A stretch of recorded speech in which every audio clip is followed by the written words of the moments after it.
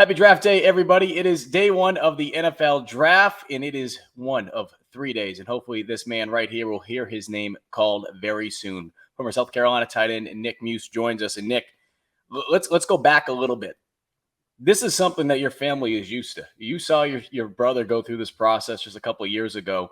What was that like that you remember? And what is it like now being on the other side of it, being the other one, waiting for your name to get called? It's a good feeling. It's a blessing. Everybody who grows up playing football, wants to be in the position I'm in right now. So, I take it as, a responsibility where, I did what I had to do to get to this position. Working out all day, all night, the football dream, the football grind, as people would call it. But, it's a blessing. I've seen it through, my brother's eyes, just being there with him, being there for him, moral support, just, all the conversations he had with all these coaches and, learning that, the game's about to change. It's going to be a little bit faster. You're going to play against, better men. And, it's just the understanding of, what you're about to get into. It's no joke. It's, professional football for a reason. So you mess up too many times and you're no longer going to be a professional. So, it all comes with, love of the game and just understanding, the position you're in and how to control yourself and, be ready for the moment when it comes, whether it's, Friday or Saturday or whatever the case may be, undrafted, it don't matter. Just understanding that my opportunity is going to come and, when it comes, I got to make the most of it. I spoke with one of your former teammates, J.C. Horn, just the other day, and he was sharing some of the advice his father, Joe Horn, former four-time Pro Bowler, not even that, former obviously NFL player, but a four-time Pro Bowler, and some of the advice that he gave him. Is there any advice your brother gave you throughout this process? Yeah, just be in the moment. The time's going to fly. His was, I think, 2 years ago yesterday. It was when he drafted. So, it feels like it was just yesterday. So, just be in the moment, understanding the blessing that you have in front of you and, the friends and family that are going to come over and hang out and, just understanding that, the game is here, the time is here for me to move on from, South Carolina and, put Gamecock Nation out there in the NFL as a lot of people have already done. So. When you look back to making that move to South Carolina, what were some of the things that went into that process that from an NFL standpoint, because obviously it's more than just that, but that you knew, hey, if I can play at South Carolina, if I can play at the SEC, this can help me get closer ultimately to playing in the NFL, to be able to live out my dreams? Yeah, with a bunch of the coaches that have, called and Zoomed with me, that's one of the things I tell them is, I'm NFL prepared. When you go from Florida to Auburn to Tennessee to Georgia week after week after week, that those are the guys you're going to play, on Sundays as well. I've played probably 10 to 15 first-round players throughout my career, whether it's practice against people like J.C. Horn or, blocking people like J.J. every day. Those are the guys who, I'm going to be playing against for hopefully the next, 5 to 10 years. So if I can just, stay healthy, I'll do my job and, I'll be on a team somewhere. So, understanding, like I said earlier, the blessing that it is to play at that level. That's a level that every kid wants to play at. And, I got to do that for 3 years and I enjoyed my time as a starter for 2 and, even being behind someone like Kyle Markway and seeing the way he progressed and, he worked his butt off every day and that's why he's playing on Sundays. And, he just won a Super Bowl. So understanding just being around those guys all day, all night at a place like South Carolina was a blessing. So.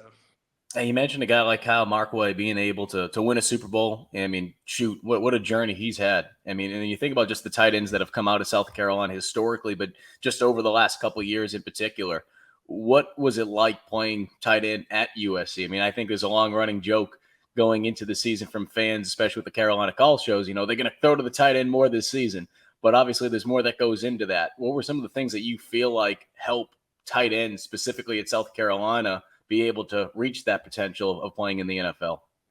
I just felt it as, a big responsibility. Whether it's a joke of us being tight end, you can't really deny that, Kyle Markway is in the NFL and he taught me. Before him was Hayden Hurst, who, played minor league baseball and then came back and played a couple of years of football and then decides to go, he can do it all. So he taught Markway. You got people like, Jared Cook in front of him who have played for 10, 15 years that, you're seeing all these tight ends who are doing massive things, playing for a couple teams, playing 10 years, whatever the case may be. But it's accountability, it's responsibility. It's something that, I tried showing people like Trey Kenyon and Jaheim Bell, who hopefully get a chance on Sundays as well. And then when Austin Stogner gets in there, he's going to be playing on Sundays as well. Like, you see that and you're like, I've been within that like time frame. There's been 8 or 9 guys who have a chance or will play on Sundays. So when you see that from the same school, and it's not just, you're grabbing all these kids, they're all from South Carolina. They all played at South Carolina, the same position. They're all making their mark in the league. So it's definitely a responsibility that I got to keep going, and hopefully people behind me follow where I'm going. So give people a perspective of what kind of goes on behind the scenes a little bit. Last week, you had the opportunity to meet with the Cincinnati Bengals. A couple weeks prior, you had a chance to meet with the Carolina Panthers. I don't know if there's any other teams that you've had a chance to be able to visit in person. I'm sure you've talked to numerous teams on top of that. But what are those conversations like from just the stuff that you can share with us for people that might have no idea what that process is like? Well, first off, everything that starts first is off the field. They want a guy who checks all the boxes, someone who doesn't get in trouble, someone who, has graduated, got his degree, someone who wasn't a problem in the locker room, wasn't a problem to the coaches, understood, special teams. Special teams is something that every team cares about. Because I'm not going to go in there and just be the number one guy. You know what I'm saying? Wherever I go, there's going to be a Travis Kelce in front of me. There's going to be a Kittle in front of me where I got to earn my respect, earn my get. So, whatever happens, I just got to know that I'm earning that. And, I went to the Bengals. I've had 14, 15 Zoom calls, all of them with the tight end coaches for that specific team. I've had 8 or 9 phone calls from the teams that have not Zoom called me. So, I've talked about 27 teams, 28 teams. The teams that haven't called me, they have, 3 or 4 tight ends on their roster. So it's not really a big deal anyways, because at the end of the day, only one team can pull the trigger on you. So they all have me a good day 3 grade, which, if you don't know what that is, that's 4th to 7th round. I think I really have a feeling I'll go 5th or 6th. That's where I feel like I'm predicted. So that's big time, because I feel like I have a 3rd round talent. But how COVID goes, we have 2.5 times the amount of players that are in the draft. So it kind of pushed everybody backwards and put them all in the same category. So now instead of there's 600 something players in the draft, there's like 1,500. It's pretty ridiculous. But I just gotta, I gotta work through that. I gotta work through, what coaches need, and they all ask you about IQ. How do you, how do you work? How do you function? And you just gotta tell them ways to work, ways that you function. They're gonna go through film. You got to know your plays. You got to learn on the fly. They're going to test you. Your mental toughness. They're going to try to, get in your head as they talk to you, just to see where your breaking point is and see what you understand and what you don't understand. And you got to understand that there's, the same plays that I'm running at South Carolina will be used in the NFL, but something that you call this will be called that. So you just got to learn on the fly. That's something that, I've definitely learned throughout all these Zoom meetings, is learning on the fly and, understanding what they want. So that's something that I feel like I can bring to just about every team, and hopefully a team pulls the trigger on me, in the 3rd day. And as a guy that is projected to go day 3, how much does being able to play at a school like South Carolina, especially with coaches like Pete Lembo, Shane Beamer, that really emphasize special teams so much, how much can that help you with everything that you learned over at South Carolina in terms of being able to show a teammate, hey, look, I can do much more than just play tight end, and being able to get on the field through special teams? It shows a lot. Like I said, you're not going to go in there and be the dude. You're going to be fighting 7 or 8 rookies that are coming in, and 4 or 5 vets for those 6 spots. Whether it's 2 on practice squad or 4 active, or however many that team's holding. So you got to learn to be a special teams ace. You got to learn. That's the reason. One of the reasons I came back after I tore my ACL. I kind of didn't get much opportunity for special teams because they wanted me just on offense, and I was about 80% healthy the previous year. So I felt I'd come back, help the program turn around with Coach Beamer's first year, plus, help on special teams, because it was going to do nothing but help me. I can long snap, which a couple of teams know that. So that's, obviously progress, because they're going to keep somebody who can do multiple things before they keep somebody who can do one thing. And that's something you got to learn as a player, because sometimes you don't want to run out there on 4th down after you just ran, a sing ball on 3rd down, and, you're tired, you're huffing and puffing, but, that's where you make your money. That's where you stay on a team. And all these kids got dreams of playing, 8, 10, 15 years, whatever the case may be. First, it comes with health, so you got to keep up with your body. You got to keep your body prepared every game. And then it comes with what can you do. If you can't help a team, they'll let you go on a fly. Trust me, it's just a business. And as much as people don't know that, I've seen it firsthand through the family where it's just a business. So, these teams need somebody who can do more than just, run a route, or more than just block. So as much as I can do, I'm going to try to help the team, and, whatever they need me to play, I'm going to do. So shoot, having a guy like Pete Lembo must have been huge for you to be able to come back and have a guy that's just dedicated to special teams, because now not only do you have your positional coach, which I know last season was Eric Kimmery, but then you also have a special teams coordinator that can be able to help you fine tune some of those little details that you want to be able to improve on to be able to make that jump.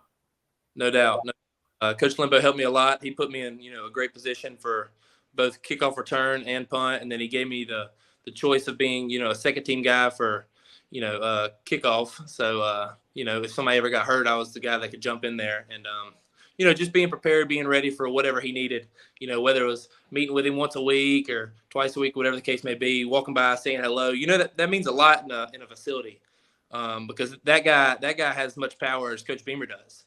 If he says good things about you, he's one of those guys where you're going to respect what he says. And if I treat the janitor just like I treat the CEO, I'm not going to treat anybody different. So the same opinion he's going to have on me, everybody else in the building is going to have on me. So it's all about respect and earning respect, being the go-to guy when it's needed.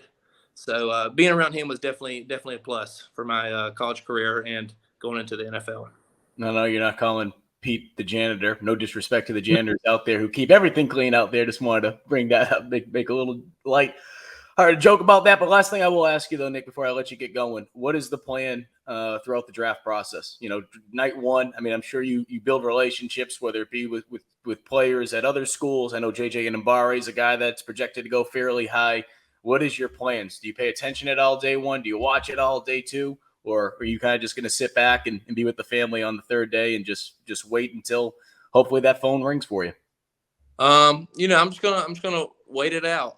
Day one, I'll probably be playing some video games with some friends, just talking about having the draft over here while playing some video games, talking to a couple buddies online. But I've been getting into golf. That's how I usually come down. I've started getting golf, got my own clubs. I went probably 2 years, my first 22 years of life. And then this past couple months, I probably went 8 to 10 times. So that's something where I'm getting my brain off of, all these meetings and Zoom calls and phone calls and whatever the case may be. But yeah, day one, I'll probably just keep up with it. I'm not sure if we'll have anybody from South Carolina going. I hope day two we do. I think JJ is a very, very solid, round two, high round three guy. I think that's where he'll go. We got a couple other guys who are, a little underrated. Jalen Foster, who was, Walter Payton's second team All-American or something like that. I mean, and then he's not getting the respect he deserves. But I feel like he'll go. I feel like Jabari will go. Maybe even Parker White can slide in there. I know they don't really pull the trigger on kickers much, but he earned his respect this year, going I think 16 for 17. So when you're that good at your position, usually somebody's gonna pull the trigger on you. But day two, I'll probably watch. My brother was projected fifth, sixth round and went in the third because of how fast he was. So, it was you never know what could happen. Obviously, it's a very, very low chance where I go third round. But if it happens, it happens. That'd be lovely. I'll be keeping up. I'll be watching. But I'll have a lot of friends and family over Saturday just to hang out and, eat. And whether I get drafted or not, that's not the case. I've talked to a lot of people. The draft is a perception, but playing on Sundays is a reality. So, at the end of the day, I'm going to go, get what's mine, and I'm going to play on Sundays. And, whether you like it or not, that's what's going to happen if, the Lord willing keeps me healthy. So that's all I'm really worried about is when I get there, making the most of my opportunity. So we'll see. That's a good point you bring up, because J.C. Horn mentioned that last year. It's like everyone gets so caught up with the draft, but once you get there, you have to prove yourself. The draft is just the draft. And you bring up Jalen Foster, a guy that was an All-American on that Walter Camp team. And then you mentioned, too, J.J. Inambari. You can go down the list. Nick Muse is one of nearly a dozen Gamecocks looking to have their name called this weekend at the NFL Draft. Well, Nick, best of luck to you. We appreciate you taking the time. And hopefully the next time that we are talking to you, we know exactly where you'll be headed next year for the NFL, my man. Yes, sir. I appreciate you. Appreciate you having the time to, talk to me and get a perspective outside of, a little behind the scenes, outside of what, the average fan thinks. So we'll see.